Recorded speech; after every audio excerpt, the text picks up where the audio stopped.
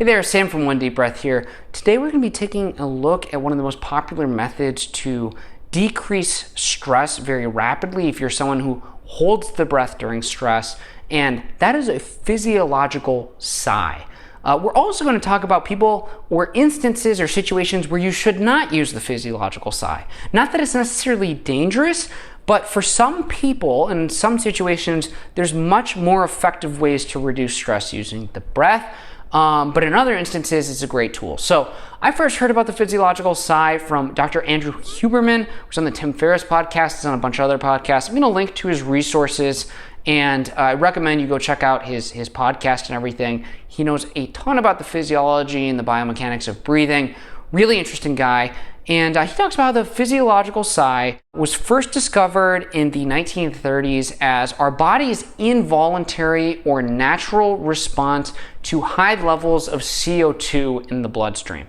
So basically, researchers found that in instances of claustrophobia or instances where during sleep, some people, especially with sleep apnea, might accidentally hold the breath or not be able to get in any oxygen. They might be choking on the tongue, so CO2 levels rise. These areas where you maybe feel like you're suffocating or choking or gasping for air, what our body's natural response to do is, even in sleep, this thing called a physiological sigh, which is a double inhale followed by an elongated exhale. So really simply, again, I would prefer to do it through the nose, but for demonstration's sake, it looks a little bit like this.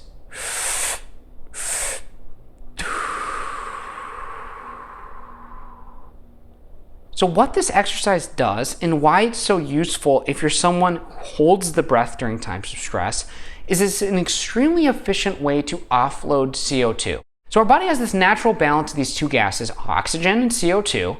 Neither of them are completely benevolent or completely good or bad. As we're going to talk about in a minute, if you don't have enough CO2, you can actually trigger stress and anxiety. But in some cases, if you're the type of person who holds the breath while you're stressed out, what happens is CO2 levels get really, really high.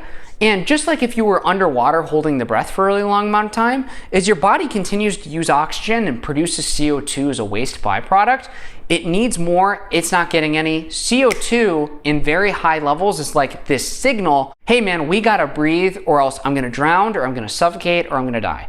So it's very, very obvious why in cases of claustrophobia or in acute cases of stress, maybe you're someone at work who holds the breath, offloading that CO2 and increasing the amount of oxygen in the bloodstream is going to be very, very important to avoid feelings of suffocation or panic or stress or anxiety. And the reason the physiological sigh works is a couple areas. The double inhale allows you to take in a bunch of oxygen.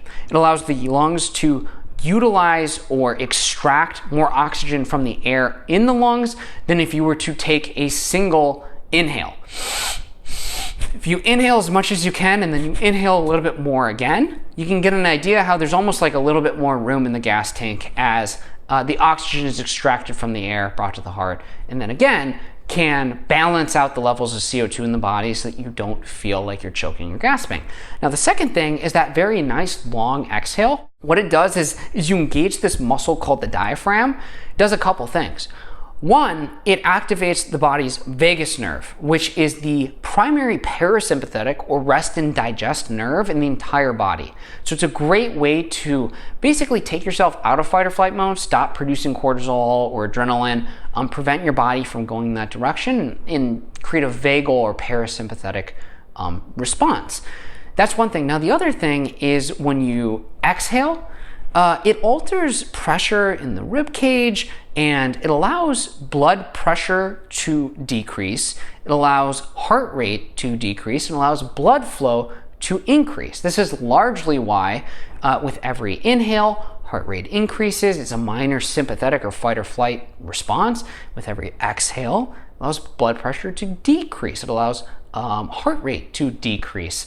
And again, this is in turn going to allow all of this oxygen-rich red blood cells, which have built up in the heart, to go to all these super oxygen-hungry cells throughout the entire body, pick up the oxygen, and then eventually make its way back to the heart, back to the lungs, and expel that CO2. So in cases where you hold your breath, It's a very valuable tool. Double inhale, long exhale. Now, where should you not use it? Or in which cases is it not going to be as valuable? If you've taken the One Deep Breath Basics course on the app, you probably know that stress doesn't only manifest itself when we're holding our breath. In fact, research from Alicia Moret shows that for many, if not most individuals who struggle with anxiety and panic attacks, overbreathing, not holding the breath, is the culprit of these panic attacks. So it's hyperventilation, not underbreathing or holding the breath. It's very low levels of CO2. Remember, it's that balance. So in hyperventilation, we have tons of oxygen, tons of air, no CO2. And what this translates into is a chronic fight or flight mode state. Heart rate increases, our body is pumped full of adrenaline, it's pumped full of cortisol, we get stressed out, we get tunnel vision, and the only way out of it is to increase CO2. So we actually want to do the opposite. In the case of the physiological sigh, holding our breath got us into trouble. In the case of hyperventilation, holding our breath is going to get us out of trouble. That's why like breathing into a paper bag or even cupped hands when you have a panic attack works so well. And again, different people react differently, so use whichever one you're kind of facing at the moment. But what you want to do if you are hyperventilating is a 4-7-8 breath. So inhale to the count of 4, hold the breath for 7 seconds, and exhale to the count of 8. And ideally, you're breathing through the nose, keeping the chest and the shoulders completely level as you engage the diaphragm or the belly. The belly should be doing all the work, coming out as you inhale and then going inwards as you exhale. That's how you know you did a proper 4-7-8 breath. We have that pattern on the app if you want to go check it out. We've got tons of animations and soundtracks.